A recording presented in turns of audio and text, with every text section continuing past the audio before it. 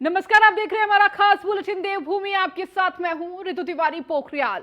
Bulletin की शुरुआत करेंगे न्यूज वन इंडिया पर उत्तराखंड की एक्सक्लूसिव खबर। आपको बता दें, वर्दी में पुलिसकर्मी ब्लूटूथ या फिर ईयरफोन नहीं लगा सकेंगे। पुलिस मुख्यालय ने नियमों के खिलाफ बताकर प्रतिबंध लगा दिया है। फील्ड सर्विस में कैप गमछा को भी नियमों के खिलाफ बताया है। जिला प्रभारियों को सही ड्रेस कोड की जानकारी देने के निर्देश भी दिए गए हैं। तो अब तमाम तरह की पाबंदियां लगा दी गई है। फील्ड सर्विस में कैप या गमछा किसी भी प्रकार का प्रयोग नहीं कर सकते। तो जिला प्रभारियों को सही ड्रेस कोड की जानकारी के निर्देश दिए हैं। तो आपको उत्तराखंड की एक्सक्लूसिव खबर इस वक्त बता रहे हैं, न्यूज वन इंडिया आपको बता रहा है, वर्दी में पुलिसकर्मी ब्लूटूथ या ईयरफोन नहीं लगा सकेंगे।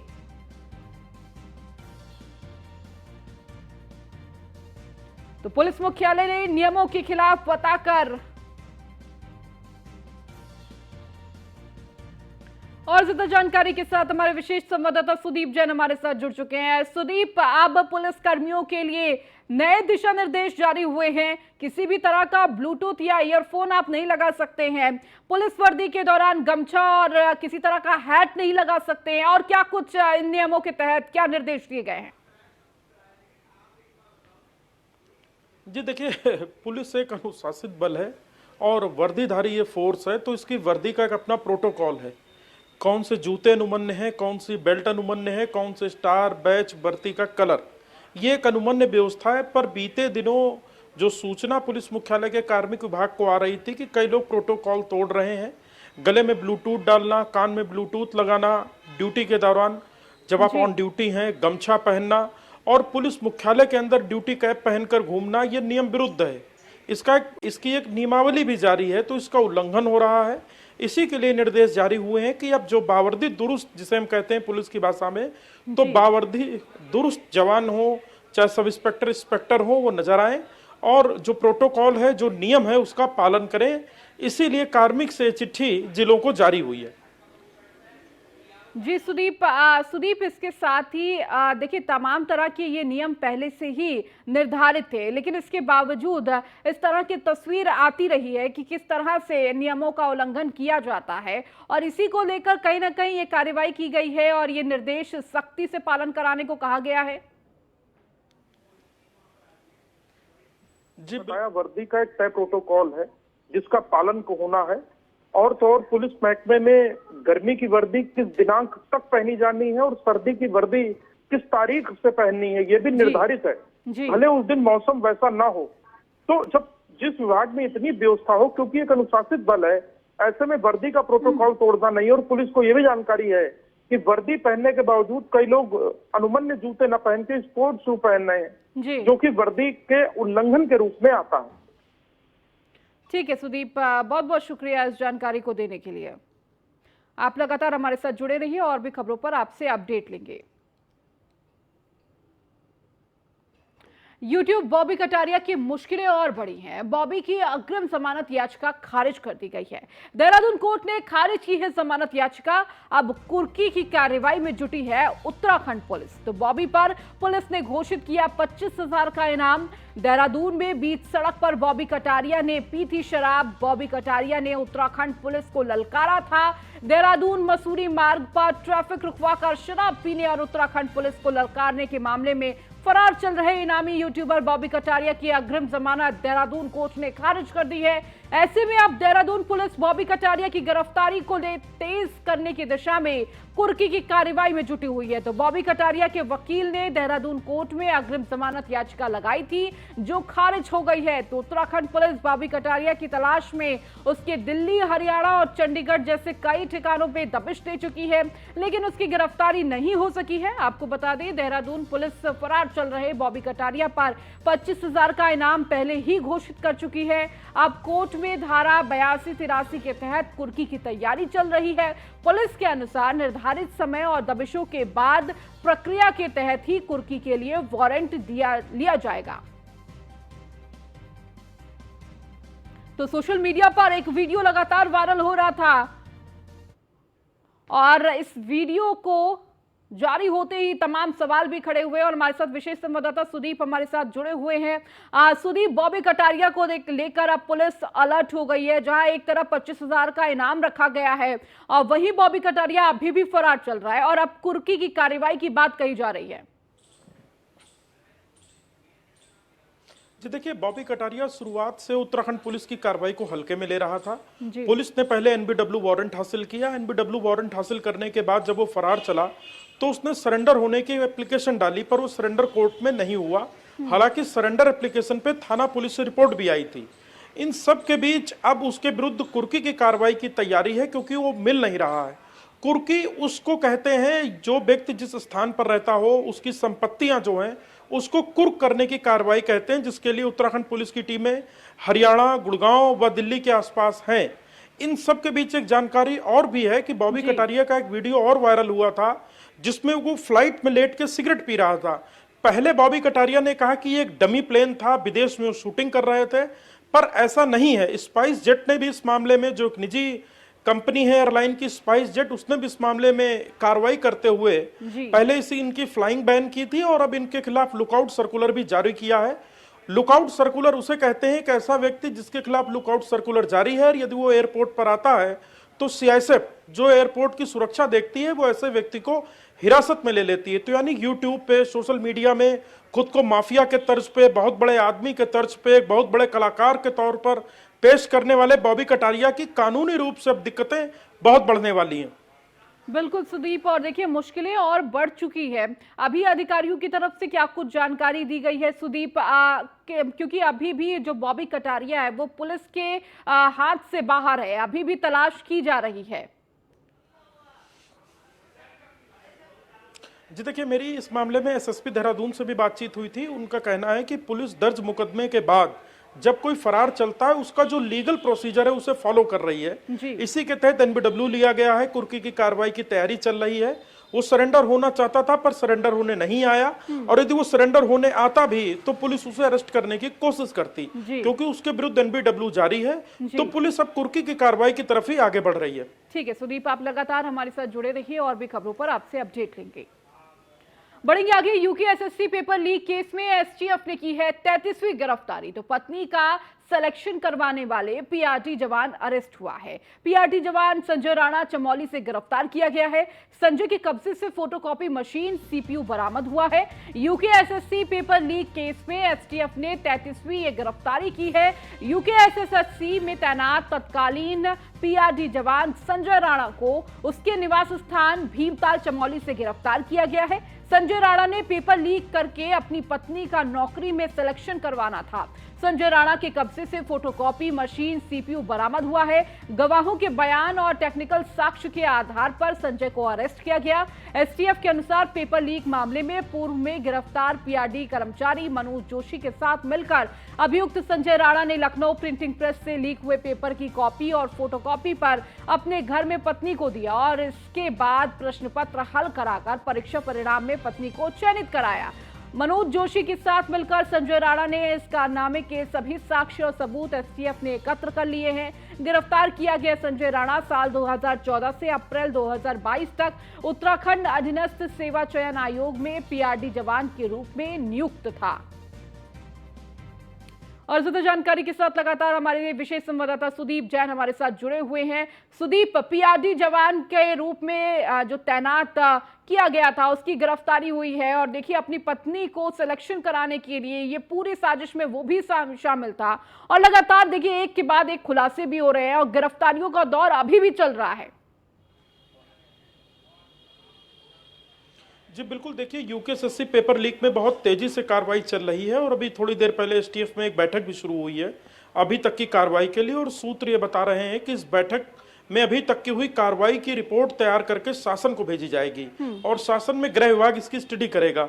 जहां तक 33वीं गिरफ्तारी की बात है तो ये बताता है कि यूकेएसएससी में जो पेपर लीक हुए या यूकेएसएससी ने जो परीक्षाएं कराई 2019 से ही, यूं तो 2015-16 की भर्ती पंतनगर विश्वविद्यालय ने कराई थी जिसका जिक्र चल रहा है दरोगा भर्ती के रूप में, तो 2019 से ही यूकेएसएससी का उस कंपनी से अनुबंध ही नहीं था जहां से वो परीक्षा प्रकाशित करा, पेपर अपने प्रकाशित करा रहे थे, छपवा रहे थे, वितरित करा रहे थे। मजे की बात यह है कि यूकेएसएससी में जंगल राज था, मालिक से लेके पीआरडी तक का जवान अरेस्ट हो चुका है।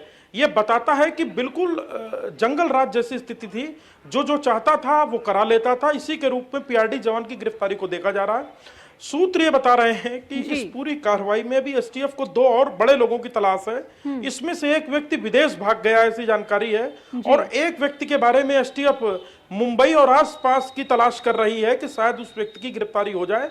तो ये भी 2 बड़े नाम हैं जिनकी गिरफ्तारी हो सकती है। सुदीप, इसके अलावा देखिए 33वीं ये गिरफ्तारी है, अभी ये कितनी और लंबी लिस्ट होगी, गिरफ्तारियों का दौर अभी और कितना लंबा चलेगा? जी देखिए, कल मेरी जब इस मसले पर डीजीपी से बात हुई थी, उन्होंने इंटरव्यू भी दिया था न्यूज़ वन इंडिया पर। उन्होंने कहा था कि एसटीएफ की कार्रवाई जारी है और काफी हद तक ये कार्रवाई पूर्ण हो चुकी है। यानी ये हम ऐसा मानकर चलते हैं कि बहुत अधिक, अब 10 से 12 गिरफ्तारियां बची हैं, जिसमें 2 मैं जिन लोगों का जिक्र कर रहा हूं जो विदेश भाग गए होंगे, ऐसा अनुमान है एसटीएफ का, और एक व्यक्ति की लोकेशन मुंबई में मिली है। तो इनकी तलाश में अब एसटीएफ अपनी अगली कार्रवाई को आगे बढ़ा रही है। सुदीप, इसके अलावा विपक्ष लगातार यही कह रहा है कि देखिए इतनी बड़ी अगर धांधली हुई है, अनियमितताएं पाई गई है, तो कहीं ना कहीं किसी बड़े व्यक्ति का हाथ भी हो सकता है, बड़े पद पर जो अधीनस्थ है उसका भी हाथ हो सकता है। इनडायरेक्टली तौर पर कहीं ना कहीं सरकार को घेरने की कोशिश की जा रही है। जब आपकी बात डीजीपी से हुई, क्या इस दौरान इस बात का जिक्र किया गया? देखिए, डीजी कहते हैं कि हमने जो मुकदमा दर्ज किया उसमें तथ्यों साक्ष्यों के आधार पर हम गिरफ्तारी कर रहे हैं। कल तक 31 गिरफ्तारियां थी, 32, और आज ये हो सकी है संख्या 33। डीजीपी ने न्यूज़ वन इंडिया से यह भी कहा कि यदि ये जांच सीबीआई को रेफर होती है तो पुलिस को कोई आपत्ति नहीं है। पुलिस ने जो जांच की है वो जांच आने वाले समय में सीबीआई को मदद ही करेगी। अब उन्होंने ये भी समझाने की कोशिश की कि छोटे मगरमच्छ और बड़े मगरमच्छ का जिक्र हो रहा है। जब मैंने पूछा कि सोशल मीडिया में लोग सीबीआई की मांग करते हैं, तो उन्होंने कहा छोटे मगरमच्छ और बड़े मगरमच्छ का जो जिक्र हो रहा है, अपराधी अपराधी होता है, उसमें कोई छोटा बड़ा नहीं होता है। और जो क्षेत्रपाल, हाकम सिंह, मनराल जैसे लोगों की गिरफ्तारियां हुई हैं, इनकी संपत्ति 100 करोड़ रुपए है, और ये सब इन्हीं कारनामों से है। आरएमएस टेक्नो सोल्यूशन, जहां से पेपर छपवाया जा रहा था, उसका मालिक राजेश चौहान जो अरेस्ट हुआ है, उसका 100 करोड़ का टर्नओवर है, और इसके अलावा भी उसकी कई संपत्तियां हैं। अब देखना महत्वपूर्ण होगा कि आगे किन बड़े लोगों की अरेस्टिंग होती है। ठीक है सुदीप, आप लगातार जुड़े रहिए हमारे साथ, लौटूंगी आपके पास अगली खबर पर। उत्तराखंड मौसम विभाग ने जारी किया है आफत का अलर्ट। देहरादून और नैनीताल में आज भारी बारिश के आसार है। देहरादून और नैनीताल जिले के लिए येलो अलर्ट जारी हुआ है। दोनों जिलों में भारी बारिश की चेतावनी जारी की गई है। उत्तराखंड मौसम विभाग ने आज राजधानी देहरादून और नैनीताल जनपद में भारी बारिश की चेतावनी जारी की है। भारी बारिश को देखते हुए मौसम विभाग ने येलो अलर्ट जारी किया है। मौसम विभाग ने राज्य के पर्वतीय और मैदानी क्षेत्रों में कहीं कहीं ओलावृष्टि, आकाशीय बिजली चमकने और तीव्र बौछार का पूर्वानुमान जताया है। प्रदेश में आज अधिकतम तापमान 30 डिग्री सेल्सियस और न्यूनतम तापमान 24 डिग्री सेल्सियस के करीब रहेगा। और लगातार हमारे साथ सुदीप जुड़े हुए हैं। सुदीप, देहरादून और नैनीताल को लेकर मौसम विभाग का अलर्ट जारी हुआ है, और देखिए येलो अलर्ट है, कहीं ना कहीं आफत की बारिश का यह अलर्ट देखा जा सकता है। जी बिल्कुल, देखिए देहरादून जिले में बीते यदि हम 1 महीने का ही ट्रेंड देखें तो वीकेंड पर विशेषकर शुक्रवार, शनिवार और इतवार को भारी बारिश रिकॉर्ड हुई है। मालदेवता में जब तबाही आई वो भी शनिवार रविवार का दिन था। इसके बाद जब बीते दिनों काठ बंगला में नुकसान हुआ वो भी रविवार का दिन था, जिसमें 3 मौतें हुई। नैनीताल और आसपास के इलाकों में भारी बारिश के कारण मुख्यमंत्री बीते दिनों नैनीताल लैंड नहीं हो पाए थे, उन्हें हल्द्वानी आना पड़ा था। मौसम विभाग का कहना है यूं तो मानसून अब जाने को ओर है, लेकिन एक WD जिसे हम वेस्टर्न डिस्टर्बेंस कहते हैं, साइक्लोनिक सर्कुलेशन के साथ मिलकर और स्थानीय नमी, तापमान और स्थानीय जो वाष्प होती है उसके कारण ये बादल आकर्षित हो रहे हैं इन वैलियों में। लिहाजा अधिक बारिश के उनको सिग्नल मिले हैं, जो उनकी सैटेलाइट इमेजेस हैं उसके आधार पर, लिहाजा ये अलर्ट जारी किया गया है। और राज्य में लगातार भारी बारिश हो रही है, ये बात सही है, और कई स्थानों पर मार्ग बंद होने और कई स्थानों पर मौतें भी हुई हैं। ठीक है सुदीप, बहुत बहुत शुक्रिया इन तमाम जानकारियों को साझा करने के लिए। बढ़ेंगे आगे। अल्मोड़ा में शोपीस बनाकर मेडिकल कॉलेज 1 साल बाद भी नहीं बना। ओटी और आईसीयू हायर सेंटर रेफर हो रहे हैं गंभीर मरीज। अल्मोड़ा मेडिकल कॉलेज को मान्यता मिले 1 साल होने वाला है, लेकिन अभी तक यहां ओटी या आईसीयू बनकर तैयार नहीं हो पाया है, जिसके चलते गंभीर रोगियों को यहां से हायर सेंटर रेफर करना पड़ता है। जबकि मेडिकल कॉलेज प्रशासन अब दूसरे साल की मान्यता की तैयारियों में जुटा हुआ है। आपको बता दें, विधानसभा चुनाव से ठीक पहले राजनीतिक दबाव के चलते अल्मोड़ा मेडिकल को एनएमसी की मान्यता मिली थी, जिसके बाद मेडिकल कॉलेज को शुरू किया गया। लेकिन इतना वक्त बीतने के बाद भी मेडिकल कॉलेज ने ना ही आईसीयू शुरू कर पाया और ना ही ओटी। तो ओटी का कार्य आधा अधूरा बनकर अधर में लटका हुआ है। मेडिकल कॉलेज के प्रमुख चिकित्सा अधिकारी डॉक्टर अजय आर्या ने बताया कि फिलहाल ओटी और आईसीयू शुरू नहीं हो पाया है, जल्द ही इसको शुरू कर दिया जाएगा।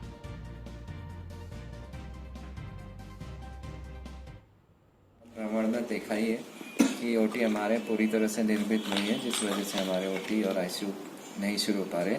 बच्चों में थोड़ा सा वेस्टेज कम होता तो हमने एनआईसीयू पीआईसीयू शुरू कर दिया है और उनमें पानी की खपत भी कम होती है। अभी पानी का भी कोई श्योर नहीं कि कभी आए, और ड्रेनेज तो अभी बिल्कुल ही नहीं आता, जैसा कि आप लोगों के साथ भ्रमण में आपको पता ही चला। हमारे यहाँ धीरे धीरे काफ़ी डॉक्टर आ रहे हैं। अभी जो सेकेंड एलओपी जो सेकेंड इंस्पेक्शन होना है, उसके बाद सरकार हमें 30-40 डॉक्टर और देगी। उम्मीद करते हैं कि आने वाले 6 महीने में हम लोग काफ़ी आत्मनिर्भर हो जाएंगे, ताकि यहाँ की जनता को हर चीज़ का इलाज पूरी, जैसा कि आपने मेरे साथ भ्रमण में देखा है। और ज्यादा जानकारी के साथ हमारे संवाददाता हरीश भंडारी हमारे साथ जुड़ चुके हैं। हरीश, हायर सेंटर, ये जो तस्वीर सामने आई है मेडिकल कॉलेज की, जहां पर ओटी और अभी तक किसी भी तरह की कोई सुविधाएं उपलब्ध आईसीयू की नहीं कराई गई है, और अब सवाल खड़े हो रहे हैं कि 1 साल बीत जाने के बाद भी इस तरह की व्यवस्थाएं यहां पर नहीं की गई हैं। जी, निश्चित तौर पर अल्मोड़ा मेडिकल कॉलेज तत्कालीन मुख्यमंत्री एनडी तिवारी के शासनकाल में ये स्वीकृत हो गया था। तब से बनते बनते बड़े लंबे समय बाद ये बिल्डिंग तैयार हुई, और दुर्भाग्यवश ही कहा जा सकता है कि जब इसका 1 साल पहले इसको राजनीतिक दबाव के कारण कहिए या जबरदस्त आनंद फानन में इसको शुरू तो कर दिया गया है, लेकिन वर्तमान की स्थिति में यह है कि यहाँ ओटी, आईसीयू और जनरल स्टाफ से लेकर कोई भी चीजें यहाँ पर भी पुख्ता इंतजाम इसके नहीं है। और जबकि अभी जो मेडिकल कॉलेज प्रशासन है, दूसरे साल की मान्यता के लिए वो जो है कोशिश करने लग गया है।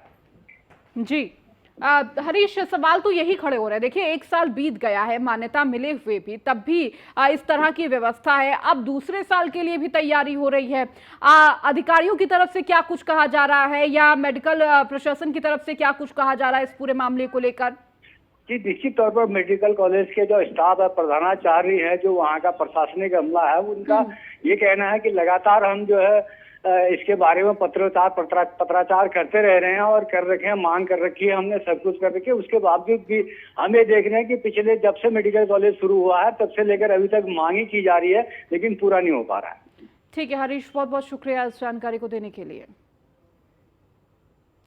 ऋषिकेश बद्रीनाथ राष्ट्रीय राजमार्ग तोता घाटी में पहाड़ी से बोल्डर आने के कारण बंद हो गया है, जिसके कारण सड़क के दोनों ओर सैकड़ों वाहन फंसे हुए हैं। बताया जा रहा है ऋषिकेश बद्रीनाथ हाईवे शुक्रवार देर रात बोल्डर आने से बंद हुआ है, जिससे अभी तक नहीं खोला जा सका।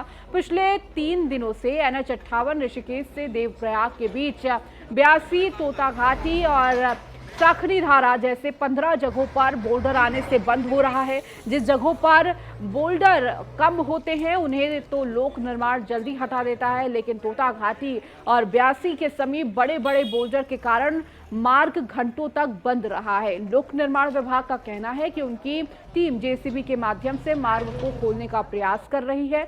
उन्होंने बताया कि मार्ग को जल्द यातायात के लिए खोल दिया जाएगा। तो सड़क पर गिरे हैं बड़े बड़े बोल्डर, और इससे कहीं ना कहीं आम जनजीवन पूरी तरह से अस्त व्यस्त है। आने जाने वाले लोगों को काफी दिक्कतों का सामना करना पड़ रहा है। दोनों तरफ सैकड़ों गाड़ियों का लगी हुई है, और देखिए रास्ता बंद होने से आने जाने वाले लोगों को किस तरह दिक्कतों का सामना करना पड़ रहा है।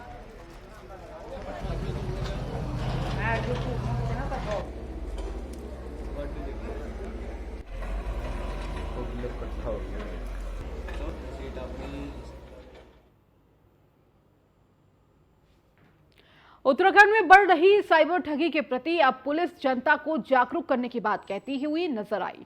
उत्तराखंड पुलिस महानिदेशक अशोक कुमार ने कहा कि हर व्यक्ति को जागरूक होना जरूरी है, क्योंकि आज के दौर में जिस प्रकार से साइबर ठगी हो रही है उसके कई प्रकार सामने आ रहे हैं। इसमें सबसे ज्यादा ठगी ऑनलाइन फ्रेंडशिप के माध्यम से हो रही है। ऐसे में पुलिस जनता को भी जागरूक कर रही है और जनता से भी जागरूक होने की अपील कर रही है, जिससे वह इस तरह के किसी भी साइबर ठगी का शिकार ना हो सके। डीजीपी अशोक कुमार ने कहा कि इस तरह के मामलों में पुलिस के द्वारा त्वरित कार्रवाई की जाती है और मुकदमा दर्ज कर जांच शुरू की जाती है, जिससे पीड़ित व्यक्ति को न्याय मिल सके।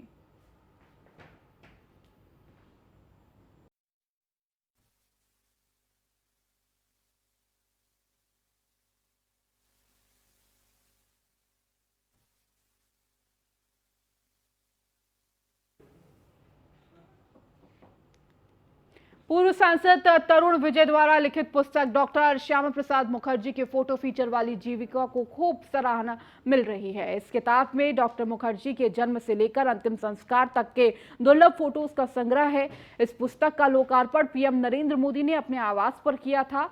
यह किताब भारत सरकार के प्रकाशन विभाग द्वारा प्रकाशित एक विशेष डिलक्स संस्करण है। इसमें कोलकाता के विश्व प्रसिद्ध श्रेयांस बैद स्टूडियो द्वारा डिजाइन किए गए 322 पृष्ठों में डॉक्टर श्यामा प्रसाद मुखर्जी के बचपन से लेकर अंतिम संस्कार तक के 350 से अधिक दुर्लभ तस्वीरें हैं।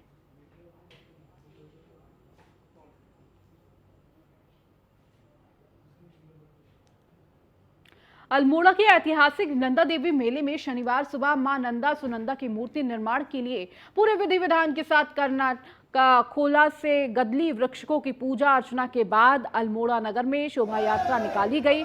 मां नंदा सुनंदा के जयकारों और ढोल नगाड़ों के साथ शोभा यात्रा नंदा देवी परिसर पहुंची। कदली के वृक्ष की मंदिर में पूजा अर्चना की गई। आपको बता दें, पौराणिक समय से ही कदली से नंदा सुनंदा की मूर्ति का निर्माण किया जाता है, जिसकी बनी मूर्ति की पूजा की जाती है।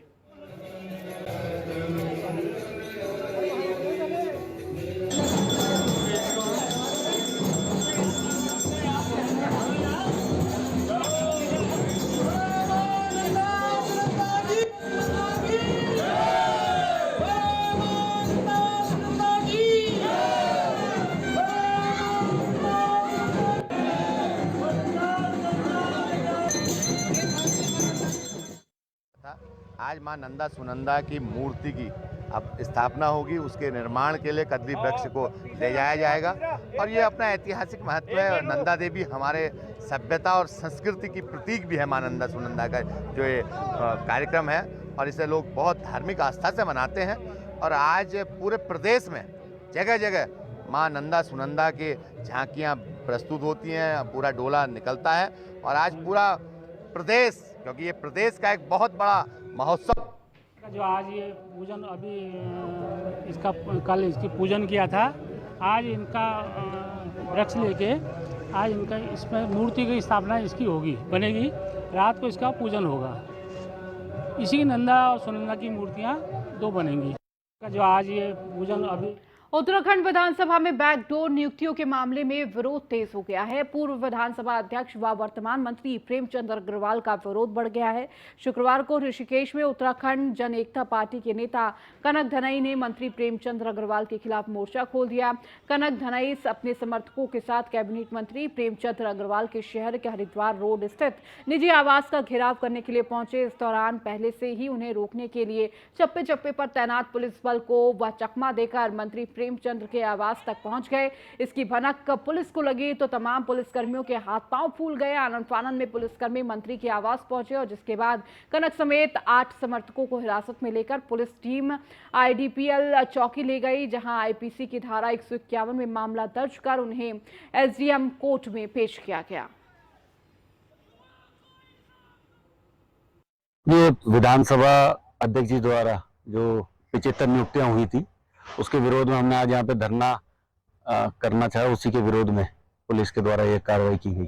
जी, निजी आवास नहीं, मंत्री जी निजी आवास में ही रहते हैं और विधानसभा से बाहर जो शासकीय और राजधानी में मिलता है, राजधानी दूर है और वो हमारे विधायक भी हैं, तो हम एज अ विधायक उनका घेराव करने गए थे, जो कि कहीं ना कहीं लोकतांत्रिक है और मर्यादित रूप में हम उनका घेराव और एकदम गांधीयन स्टाइल में हम लोग घेराव करना चाह रहे थे, पर ये कि निजी आवास को घेराव नहीं किया जा सकता और ये उसके लिए करने जा रहे थे, तो इनको वहाँ जाते समय रास्ते में पुलिस ने रोक लिया, पकड़ लिया। जब इनके द्वारा बदतमीजी की गई तो इनको अरेस्ट किया गया 151 में और इनको रिमांड के लिए भेजा गया।